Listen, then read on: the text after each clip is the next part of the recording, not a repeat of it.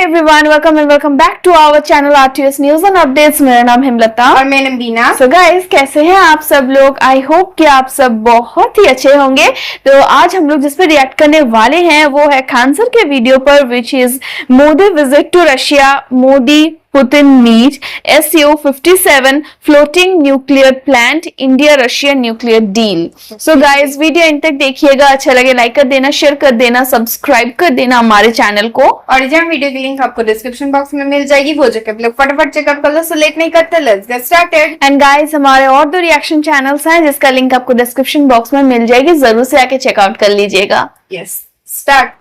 जय हिंद। देखिए, जब से यूक्रेन और रूस की लड़ाई हुई है तब से वेस्टर्न वर्ल्ड ने पूरी कोशिश की है कि रसिया को कैसे कैसे डैमेज किया जाए, चाहे वो सैंक्शन से डैमेज करे या उसके जो भी पार्टनर्स है उनको दबाव, सैंक्शन लगाकर या प्रेशर लगा के रोका जाए। इसी क्रम में उसने इंडिया को भी सोचा था कि इंडिया और रसिया के बीच में जो ट्रेड हो रहा है उसे कम से कम किया जाए, लेकिन इसका पूरा कोई असर नहीं दिखा, बल्कि इंडिया और रसिया का ट्रेड और बढ़ गया और रसिया का भी बढ़ गया। एक एक करके समझते हैं। अभी हालिया में हमारे प्रधानमंत्री रसिया दौरा पे गए और रसिया जब दौरा पे गए तो पूरी वेस्टर्न मीडिया उन्हें देख रही थी कि क्या क्या समझौता होके आता है। इसी भी रसिया के जो हाईएस्ट सिविलियन अवार्ड होता है, जैसे भारत में भारत रत्न होता है, वैसे ही वहां पर ऑर्डर ऑफ सेंट एंड्रयूज होता है जो नरेंद्र मोदी को दिया गया। ये एक किसी भी देश के लिए गर्व की बात होता है कि जो दूसरे देश में हमारे प्रधानमंत्री को ऐसे अवार्ड दिए जाते हैं। इसके बाद दोनों के बीच में कई सारे डील होते हैं, जिसमें कुछ महत्वपूर्ण डील थे, जिसमें 6 न्यूक्लियर पावर प्लांट लगाने की बात थी। न्यूक्लियर पावर प्लांट जो होता है बहुत ज्यादा मात्रा में ऊर्जा दे देता है और ये लगातार, इसे बंद करने की भी जरूरत नहीं होती है। राजस्थान का रावत भाटा जो था लगातार 2 साल तक चला था, उसे बंद भी करने की जरूरत नहीं थी। ये न्यूक्लियर पावर प्लांट में सेफ्टी की ज्यादा जरूरत होती है, क्योंकि इसका सबसे खतरनाक एरिया इसका कोर होता है, जहाँ यूरेनियम होता है। इसकी सेफ्टी के लिए यहाँ पे इसे बहुत बड़ा कंक्रीट से ढक के रखना पड़ता है। इसमें यूरेनियम का यूज किया जाता है। यूरेनियम को येलो केक कहा जाता है, इसे आशा का धातु भी कहते हैं। यूरेनियम दुनिया का सबसे महंगा पदार्थ होता है। यूरेनियम, इसमें इससे महंगा दुनिया में कोई पदार्थ नहीं होता है। इससे एनर्जी ज्यादा निकलती है। अब वो इतनी ज्यादा एनर्जी निकलती है जिस वजह से बिजली बनाया जा सकता है। तो रसिया के साथ हमें 6 पावर प्लांट की जरूरत है, क्योंकि India day by day develop करते जा रहा है। और हमारे इंडिया में हर चीजें, इंफ्रास्ट्रक्चर से लेके IT सेक्टर में डेवलपमेंट हो रही है, तो बिजली की खपत बहुत ज्यादा हो रही है, इसलिए इसकी भी जरूरत है। साथ में रसिया ने भारत के साथ बहुत संभवतः हो सके तो इस डील को करेगा, फ्लोटिंग न्यूक्लियर पावर प्लांट। हालांकि रसिया के पास शिपिंग न्यूक्लियर प्लांट की बहुत एक्सपर्टीज है, उसके पास परमाणु पनडुब्बियां बहुत ज्यादा है। तो ऐसे ही बिजली घर को पानी वाली जहाज में ये लोग फिट कर देते हैं। जो न्यूक्लियर रिएक्टर है उसे पानी वाली जहाज में फिट कर देंगे और बाकी उसमें जो भी सिस्टम है लगा देंगे। और शिप ऊपर से नॉर्मल दिखेगी, अंदर से ऐसा होगा। शिप ऐसे दिखेगी, बाहर से यहाँ पे होगा। अब इस शिप को किसी भी जगह पे हम मूव करा सकते हैं। सपोज कि अगर केरल में बिजली पे अटैक हो गया और केरल की बिजली सप्लाई खत्म हो जाती है, तो इस जहाज को केरल के पास जाएंगे और जैसे ये क्रेन लगा है ऐसे ही तार लगा देंगे यहाँ पे ग्रिड, और उसे ग्रिड से जोड़ देंगे। एक बार जब कोई भी इलेक्ट्रिसिटी ग्रिड से जुड़ जाती है तो आपका मन, आप जहां मन वहां भेज दीजिए। जैसे रेलवे लाइन पूरे देश में बिछा हुआ है, वैसे बिजली लाइन पूरे देश में बिछा हुआ है, जिसे हम लोग ग्रिड बोलते हैं। ये ग्रिड से जोड़ सकते हैं, तो इसका बहुत फायदा। इसकी क्षमता है 800 मेगावाट। पटना शहर की औसतन जो बिजली खपत है पूरे पटना जिला की 800 मेगावाट है औसतन। गर्मी में कभी बढ़ जाता है, ठंड में थोड़ा सा कम हो जाता है, जैसे AC वगैरह का जरूरत होता है। तो एक शहर को ये अकेले बिजली सप्लाई कर सकता है। अब मूव करके इधर से इधर चला जाएगा। तो रसिया से इसकी भी डील लगभग तय मानी जा रही है यहाँ पर। और इसी बीच जब यहाँ पे डील हो ही रहा था तो रसिया से 2 ट्रेन कोयला को लेकर इंडिया पहुंची। अब यहाँ से कोयला को लेकर इंडिया कैसे पहुंची, तो इंटरनेशनल नॉर्थ साउथ कॉरिडोर लेके ये ट्रेन रसिया से होते हुए यहाँ पर कजाकिस्तान, ये जो काकेशस पर्वत है, इसे पार करके ईरान के चाबहार पोर्ट पर पहुंचती है। ईरान के चाबहार पोर्ट के बाद फिर वहां से मुंबई पहुंच जाती है। तो यहाँ से ये इंटरनेशनल नॉर्थ साउथ कॉरिडोर जाता है। इसी में यहाँ पर India Middle East economic corridor भी जाता है। तो India Middle East economic corridor जो है ये भी यहीं से गुजर सकता है। तो India Middle East economic corridor Dubai, Saudi Arab ये होते हुए यहाँ से निकल सकता है। लेकिन इन दोनों इतने बड़े बड़े ट्रेड रूट के लिए भारत के पास मुंबई बंदरगाह उतना गहरा नहीं है। इसलिए मुंबई बंदरगाह से बहुत गहरा बनाने के लिए और वर्ल्ड लेवल का बंदरगाह एयर सीपोर्ट बनाने के लिए वहां पे मुंबई से थोड़ी दूरी पे वाधवन पोर्ट बनाया जा रहा है। वाधवान अच्छा। पोर्ट जो है ये टॉप दुनिया के एशिया के जितने बड़े बंदरगाह उसमें टॉप 10 में ये आएगा। इतना बड़ा इसे बनाया जा रहा है, इस समुद्र के अंदर 6 किलोमीटर में बनाया जा रहा है ताकि गहराई वहां ज्यादा हो और बड़े से बड़े शिप को लाया जा सके यहाँ पर। तो ट्रेड इतना बेहतरीन बढ़ रहा है यहाँ पे। ये पोर्ट अगर बन जाएगा तो हम लोगों की कोलंबो पोर्ट से निर्भरता घट जाएगी, क्योंकि बहुत बड़े जहाज को हमें कोलंबो पोर्ट पे भेजना पड़ता था, वहां से फिर अनलोड करके मुंबई लाना पड़ता था, क्योंकि मुंबई बंदरगाह उतना भी गहरा नहीं है। हालांकि कांडला जो है वहां पे नवा सीवा जो है, नवा सीवा बंदरगाह आधुनिक है, लेकिन उससे भी बेटर बनेगा ये वाधवान पोर्ट यहाँ पर। तो अभी ये कोयले से भरी जहाजें आ गई हैं। इसी बीच हम लोग की डील होती है रसिया के साथ। रसिया हमें already S-400 missile defence system दे दिया है। S-400 जो है 400 किलोमीटर के दायरे में आने वाले किसी भी एरियल थ्रेट को मार सकता है। ये एक किसी भी जहाज या मिसाइल को मारने के लिए काउंटर में 2-2 मिसाइल छोड़ता है, ताकि एक से मिस हुआ तो दूसरा उसे मार सके। बट इसका रडार जो होता है वो 600 किलोमीटर देख सकता है, लेकिन 400 किलोमीटर के दायरे में आएंगे तो मार के गिरा देगा। इतना पावरफुल है, दुनिया का सबसे पावरफुल ये जो एयर डिफेंस सिस्टम है S-400 है। अब भारत के पास ऑलरेडी S-400 है, लेकिन ऐसा डील हो रहा है कि बहुत जल्दी भारत को रसिया जो है भारत को S-500 भी दे देगा। S-500 की मारक क्षमता 500 किलोमीटर है। अभी S-500 को केवल रसिया यूज करता है, उसने किसी दूसरे देश को नहीं दिया है। ये दुनिया का सबसे खतरनाक एयर डिफेंस सिस्टम है। अब आप समझिए कि हम लोग अगर ये एयर डिफेंस S-500 मिल जाता है तो अगर हम इसे अमृतसर पे रखते हैं तो पाकिस्तान के अंदर कोई जहाज नहीं उड़ सकता है, क्योंकि उतनी अंदर तक वो देख सकता है और वहां पे मिसाइल से हमला कर सकता है। चाइना के पास भी ये सिस्टम है, लेकिन चाइना के पास केवल S-300 है, यानी ये केवल 300 किलोमीटर मार सकता है। और हमारे पास S-400 ऑलरेडी है। ऑलरेडी है चाइनीज भाई लोग, तुम समझो ध्यान से, हमारे पास S-400 पहले से समझ लो आने वाला है। तो इसका मतलब अगर हम लोग सामने सामने की लड़ाई हो तो उसकी एयरफोर्स कितनी भी तगड़ी हो, वो मैक्सिमम हमारे अंदर 300 किलोमीटर पेनिट्रेट कर सकता है और हम लोग उसके अंदर 500 किलोमीटर कर सकते हैं। तो ये एक बेहतर डील है भारत और रसिया के बीच में, जो दिखाता है कि दोनों देशों के रिश्ते कितने मजबूत हैं, क्योंकि S-500 केवल और केवल रसिया यूज करता और किसी को नहीं दिया है। रसिया ने तुर्की को भी S-400 दिया था, जिसपे वेस्टर्न मीडिया ने बहुत बवाल मचाया था। तो हम दोनों के रिश्ते बहुत बेहतरीन होते जा रहे हैं। हालांकि बहुत दबाव बनाया गया, रसिया ने अपनी ओर से ऑफर भी किया है। Su-57 सुखोई क्या ये विमान है, ये बहुत बेहतरीन जहाज है, लेकिन स्टील्थ टेक्नोलॉजी से होता है। स्टील्थ रडार में नहीं आते हैं, इसे अमेरिकन जहाज F-22 रैप्टर से तो ना किया जाता है, लेकिन ये काफी कॉस्टली है। तो भारत इसमें इंटरेस्ट भी दिखा रहा है और नहीं भी उतनी तरह से नहीं कह सकते, लेकिन रशिया की ओर से ये खुला ऑफर किया गया है हमारे लिए। यहाँ पे राफेल वगैरह से तो ये तगड़ा है। एक्चुअल हर जहाज की अलग अलग काम होता है। जैसे सड़क पे देखते होंगे, जो काम टेम्पू कर सकता है वो ट्रक नहीं कर सकता है, जो काम बाइक करेगा वो कभी बस नहीं कर सकता है। तो ऐसे कई बताइए, आप ही से कोई पूछे कि मोटरसाइकिल अच्छा, 4 व्हीलर अच्छा, कार अच्छा कि बस अच्छा, आप क्या कहिएगा भाई? जरूरत जिस चीज की है वो है। वैसे लड़ाकू जहाज में अमूमन ऐसे कॉमन मेंटेलिटी क्या होती है, जो एडवांस है वही अच्छा है।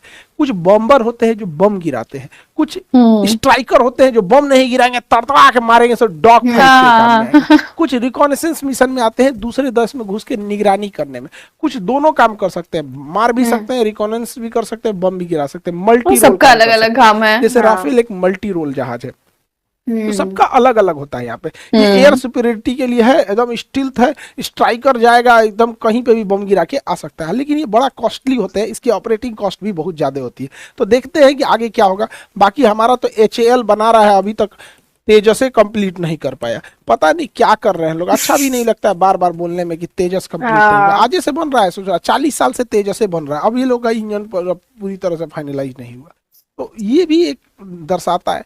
हालांकि डिफेंस सेक्टर में प्राइवेटाइजेशन बहुत पहले हो जाना चाहिए। प्राइवेटाइजेशन होने से थोड़ा सा कोई भी चीज बड़ा तेजी से एक्टिवली काम करते रहता है।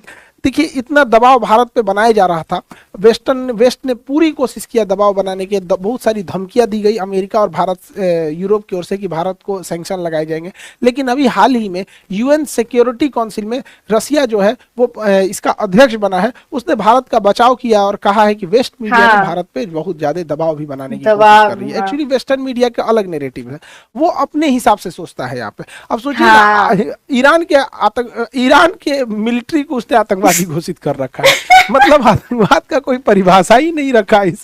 हमारा ईरान से अच्छा संबंध है, ईरान हमारे भारत के लोगों को, और या ईरान और भारत का बहुत अच्छा रिलेशन है हमारा, और उसके दोनों का ट्रेड बैलेंस भी अच्छा है, पेट्रोलियम लेते हैं। अब वहाँ की जो रिवोल्यूशनरी गार्ड है, जो इसको बीएसएफ कहता है, जैसे हमारे यहाँ बीएसएफ है, उसको आतंकवादी घोषित कर रखा है। तो उनको जानना है कि रसिया जो है ना, अब ध्यान से समझिए, रसिया अगर यूक्रेन पे हमला किया तो कहता है रशियन एग्रेशन, रशिया ने हमला किया, एग्रेशन। और अमेरिका आके अफगानिस्तान पे मार दिया तो अमेरिकन एग्रेशन नहीं, अमेरिकन एक्शन ऑन टेररिज्म। बताइए, इन लोग की तो गजब गजब की विचारधारा होती है। सही है तो इनके गुड टेररिस्ट और बैड टेररिस्ट। तो रसिया ने भारत का हमेशा से बचाव किया है और जरूरत भी है। भारत ने यूएन सिक्योरिटी काउंसिल में, रशिया ने यूएन सिक्योरिटी काउंसिल में भारत के परमानेंट मेंबरशिप की भी वकालत किया है यहाँ पर। तो ये सब की वजह से कोई दबाव के खास असर न रसिया के रिलेशन पे पड़ा और न रसिया के ट्रेड पे पड़ा। रसिया के पास बहुत ज्यादा ऑयल भंडार है, तो ये ऑयल रिजर्व को हम लोग टैंकर्स में से रख के और भारत तक इसको लेके आ रहे हैं, क्योंकि भारत में बहुत ज्यादा खपत है पेट्रोलियम का, जनसंख्या बहुत ज्यादा है। जब यूक्रेन और रसिया विवाद नहीं हुआ था तो हम लोग रसिया से जो तेल खरीदते थे वो 1 लाख बैरल पर डे खरीदते थे। बैरल मतलब कौन सी ड्राम को बैरल बोला जाता है। इसमें क्वेश्चन पूछता है कितने लीटर आते हैं, 159, 159 लीटर को 1 बैरल कहते हैं। तो हम लोग रसिया से पहले 1 लाख बैरल पर डे तेल खरीदते थे, 1 लाख बैरल पर डे। अब जब विवाद हुआ तो वेस्टर्न मीडिया ने हमारे ऊपर दबाव बनाया, वेस्टर्न ने दबाव बनाया कि इतना तेल क्यों खरीद रहे हैं, इससे तो फंडिंग होगी यूक्रेन की, युद्ध की, वहां के लोग मारे जाएंगे। तो भारत ने 1 लाख बैरल से बढ़ा के 19 लाख बैरल पर डे कर दिया। 19 लाख बैरल पर डे हम कन्वर्ट कर देते हैं 30 करोड़ लीटर प्रतिदिन। तो हम लोग रसिया से तेल खरीद रहे हैं ना, 30 करोड़ लीटर प्रतिदिन खरीद रहे हैं, 30 करोड़ लीटर प्रतिदिन खरीद रहे हैं। वेस्टर्न पागल है सब, वेस्टर्न मीडिया लेकर भारत को किया क्या जाए है, न ये अमेरिका का सुन रहा है न यूरोप का सुन रहा है। तो भारत विश्व गुरु है, गुरु नहीं सुनता है जल्दी किसी का। हम नेशनल इंटरेस्ट मायने रखता है। क्या बात है सर, क्या बात है। असर हो गया यहाँ पे। हालांकि वेस्टर्न लोगों ने, यूरोप ने बहुत गलत किया। अलग अलग जगहों पे रूस के एसेट्स थे, कुछ यूरोप में थे, कुछ अमेरिका में थे। उनके जो फॉरेन रिजर्व थे, पैसे, विदेशी मुद्रा भंडार थे, लगभग $300 बिलियन।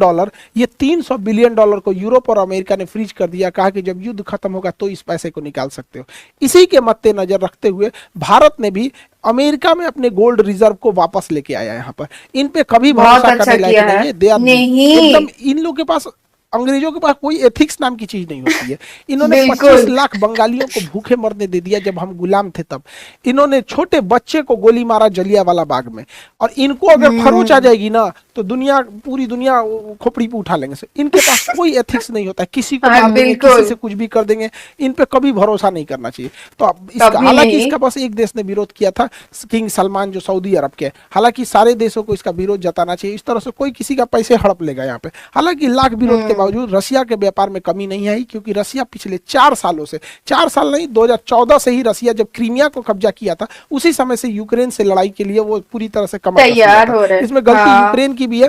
अब यूक्रेन को सोचना चाहिए कि अमेरिका जो है रूस का सबसे बड़ा दुश्मन है, तो रूस के दुश्मन को आप रूस के सिधाने बैठाइएगा तो क्या करेगा। तो वो पहले से तैयारी में था, इस वजह से रसिया में कोई दिक्कत नहीं आई है। रसिया का जो ट्रेड है, व्यापार है, वो 8.5%, 8.6% के ग्रोथ से जा रहा है। जो उसका फाइनेंस सेक्टर है, बैंकिंग है, इंश्योरेंस है, ये बॉन्ड है, वो सब 8.7% के ग्रोथ से जा रहा है। जीडीपी उसका है 10.9% के ग्रोथ से जीडीपी जा रहा है।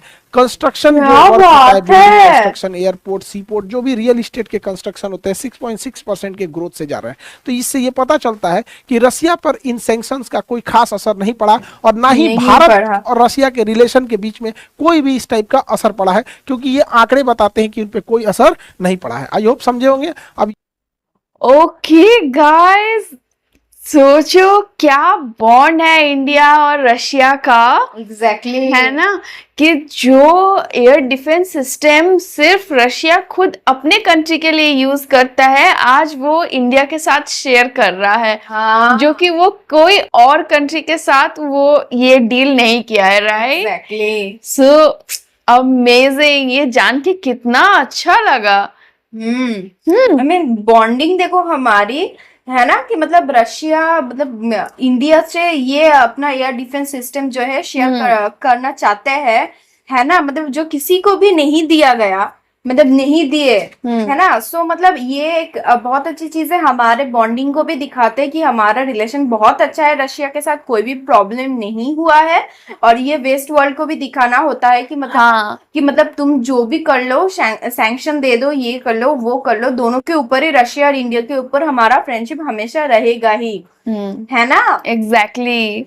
और गाइस जो मतलब हाँ, मतलब वेस्ट वर्ल्ड जो करते हैं, वेस्ट की मीडिया जो हमेशा मतलब एक रॉन्ग मैसेज कन्वे करते रहते हैं कि मतलब हाँ, मतलब रशिया के ऊपर गलत गलत बोलना, ये वो, जैसे देखा बताया ना कि मतलब इन लोगों के बोलने की तरीका भी देखो ना, मतलब जब रशिया अटैक करते हैं तो वो एग्रेशन हो जाता है, और ये लोग जब अफगानिस्तान पे अटैक किए तो मतलब अटैक नहीं, वो तो एक्शन है टेररिज्म के अगेंस्ट, सोचो, है ना। मतलब कैसे ये लोग बात को घुमा के बोलते हैं, हाँ। मतलब वाइट पॉलिश करते हैं। हाँ और इन लोगों की मीडिया ऐसा है क्योंकि मतलब इन लोगों की मीडिया को ज्यादातर कंट्रीज फॉलो करते हैं, है ना, इन लोगों के पास Exactly. पावर है, इसीलिए ये लोग ऐसे करते हैं कि मतलब जब रशिया अटैक किया तो वो एग्रेशन हुआ, और ये लोग जब अफगानिस्तान के ऊपर मतलब बॉम्बिंग कर रहे थे, मतलब कितने सारे लोगों को बर्बाद कर दिया, मतलब हाँ। कंट्रीज, अफगानिस्तान को ऑलमोस्ट बर्बाद कर दिया है, फिर भी ये कुछ प्रॉब्लम नहीं नहीं। होता, ये लोग कुछ नहीं करते, ये तो बहुत इनोसेंट है ना। ये इसका उन लोग का मीडिया ऐसे पोर्ट्रेट करते हैं कि मतलब ये तो सब इनोसेंट है, कि तो मतलब इन लोग कुछ आता ही नहीं इन लोग को, लेकिन सबको पता है हाँ। कि मतलब एक्चुअल टेररिस्ट तो अमेरिका ही है ना। वो तो फंडिंग करता है ये सब original में। हाँ, और एक बात सुन के बड़ा मजा आया कि बोलो ना कि वो लोग हम लोग इंडिया रशिया से जो ऑयल टैंक्स लेते थे, तो पहले जितना लेते थे उससे कितना 1 लाख ऑयल टैंक्स लेते थे पहले हाँ। Per day, right. हाँ, और उसके बाद जब वेस्टर्न मीडिया जब बात करना स्टार्ट किया, इसमें ऑब्जेक्शन करना स्टार्ट किया, तो और ज्यादा लेने की। हाँ, ऑब्वियसली हर एक कंट्री अपने फायदे के बारे में ही सोचेंगे, है ना। ऑब्वियसली वो लोग जब अपने फायदे के लिए इतना कुछ कर रहे हैं, देखो ना रशिया का मतलब जो एसेट्स है अपने कंट्रीज के बाहर है, वो चीज मतलब वो लोग खुद से, अरे पैसा तो रशिया का है, उन लोगों का क्या हक है तुम ब्लॉक कर दोगे, है ना। उन लोगों को क्या हक है, लेकिन देखो अपने फायदे के लिए वो ब्लॉक कर दी। इंडिया तो बहुत अच्छा किया कि अपने पैसा लेके आ रहे हैं, है ना, रिटर्न कंट्री में रखो भाई, कोई भी प्रॉब्लम है तो मतलब कंट्री में तो है, सेफ तो है, ऐसे कोई अलग से कुछ कर तो नहीं सकते, है ना। चलो अच्छा है कि ये देख के भी अच्छा लगा कि चलो इन लोग का बॉन्ड ऐसा ही रहे, है ना। इंडिया और रशिया का बॉन्ड ऐसा ही रहे, अच्छा रहे। और गाइस खान सर का वीडियो काफी मतलब बहुत ही अच्छा है, काफी क्यों बोल रही हूँ, बहुत ही अच्छा होता है, जो कि इतना अच्छे से समझाते हैं वो कि जिसको कुछ समझ नहीं आता वो भी समझ जाता है। ट्रू, मतलब इतना इम्पोर्टेंट टॉपिक है ये, है ना, कि मतलब कितने अच्छे से, इतना कैजुअली, हाँ, कितने अच्छे से समझा दिए कि मतलब क्या के मोदी जी गए, उसके बाद क्या वहां पे जाके क्या क्या किए, कौन से डील फाइनल किए, सब कितने अच्छे से सब कुछ बता दिए, है ना। और एक चीज अच्छा लगा कि मोदी जी वहां पे गए तो वो लोग ने मोदी जी को अपना अवार्ड देके सिविलियन के अवार्ड ऑनर किया, हाँ ऑनर किया, अवार्ड देके उनको ऑनर किया, जो कि और एक बहुत अच्छी बात है। एग्जैक्टली, ये तो और भी तो मतलब वेस्ट वर्ल्ड को जलाना हो गया। हाँ, कि देखो देखो, हाँ, जो भी कहे तो जो भी हो, हम लोग हमेशा हाँ अपने में ठीक है। आप लोग कुछ भी बोलते रहो। हाँ, सो गाइज यही था हमारा रिएक्शन। आपको कैसा लगा आप हमें कमेंट में जरूर बताइएगा। अगर यहाँ तक वीडियो देखे हैं, thank you so much for watching our video. अच्छा लगा लाइक कर दो, शेयर कर दो, सब्सक्राइब कर दो हमारे चैनल को। ओरिजिनल वीडियो की लिंक आपको डिस्क्रिप्शन बॉक्स में मिल जाएगी, जरूर से आके चेकआउट कर लीजिएगा। एंड हमारे और 2 रिएक्शन चैनल्स हैं गाइज, उसको भी जाके जरूर से चेकआउट कर लो। मिलते हैं नेक्स्ट वीडियो में, बाय बाय।